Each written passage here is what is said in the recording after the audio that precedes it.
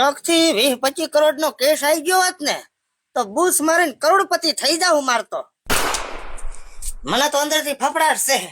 આ નવા સાહેબ આયા એ શિખર કેવા હશે? પૂરી ભોઠ આવે ને આપરો દાવાજી. એ પગે લાગુ સાહેબ. લો કરો વાત. હજી દુકાન ખોલી નથી, ભિખારી આવી જા વાટકો લઈને માંગવા.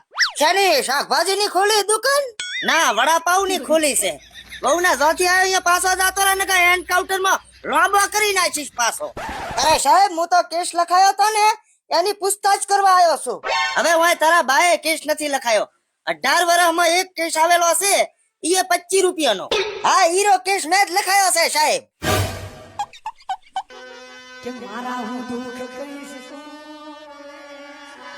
એટલે મને એવું લાગે છે કોઈક મિસ્ટેક થઈ ગઈ છે.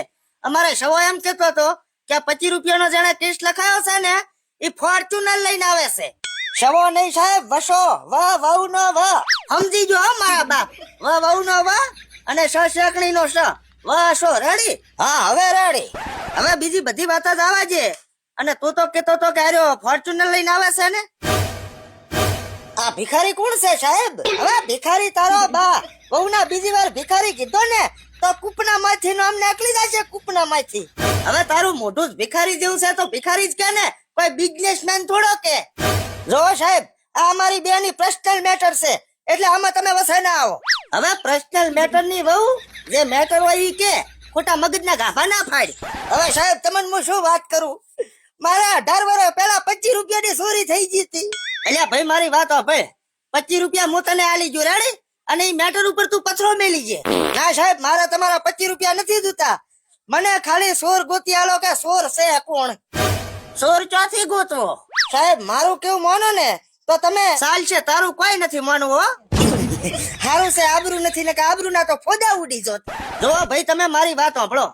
તમારે 25 રૂપિયાના ચોર ને ગોતવા હાટું મારે 25,000 રૂપિયાનું ડીઝલ બાળવું પડશે. એનો હિસાબ કોણ હાલશે બોલો? અરે તમે પૈસાનું ટેન્શન ના લો, તમે ખાલી ચોર ગોતી આલો, હું તમને 40 આલીશ. ઓહો હો હો હો, વાભળ્યું બસા?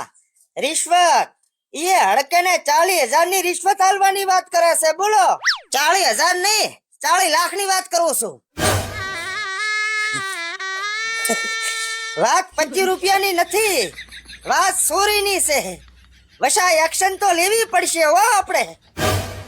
વાહ સાહેબ વાહ, 40 લાખ ની. હવે તું શાંતિ રાખ, મને કેસ ઉપર ધ્યાન આલવા દે. તો 25 રૂપિયાની ચોરી થઈ છે એમને તમારે? ના, 29 ની થઈ છે. આ નવું આવ્યું, ચોથી મજૂડામાંથી કાઢ્યું શું? એટલે સાહેબ, તમે ખોટા માથા ના કૂટો, અને કેસમાં બધી ડિટેલ લખેલી જ છે, જોઈ લો ને ફોટો.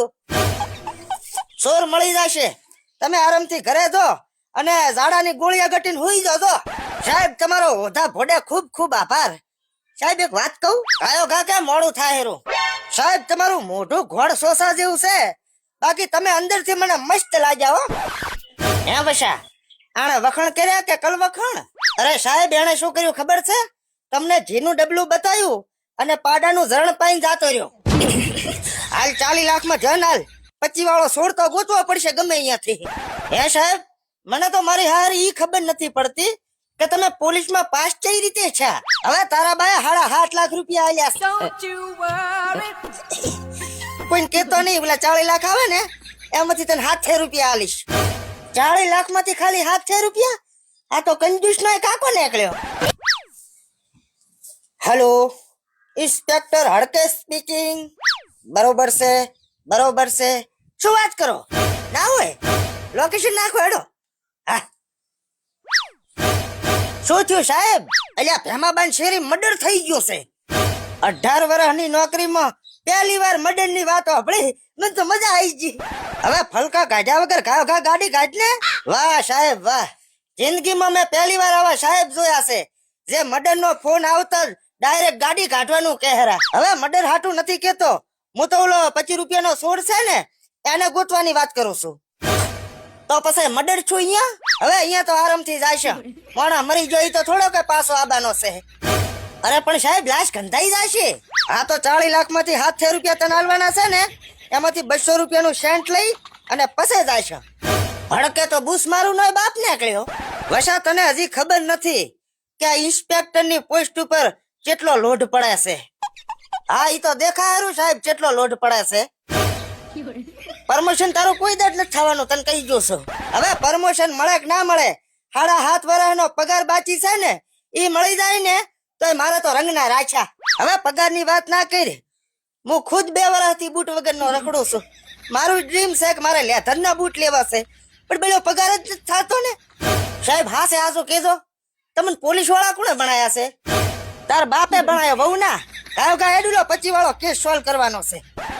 આ એને 25 વાળા સૂરની પડી છે, અને હું એ વિચારું હરો કે ઓલી લાશમાં જીવાત પડી ગઈ તો લોસા મરાઈ જાય છે.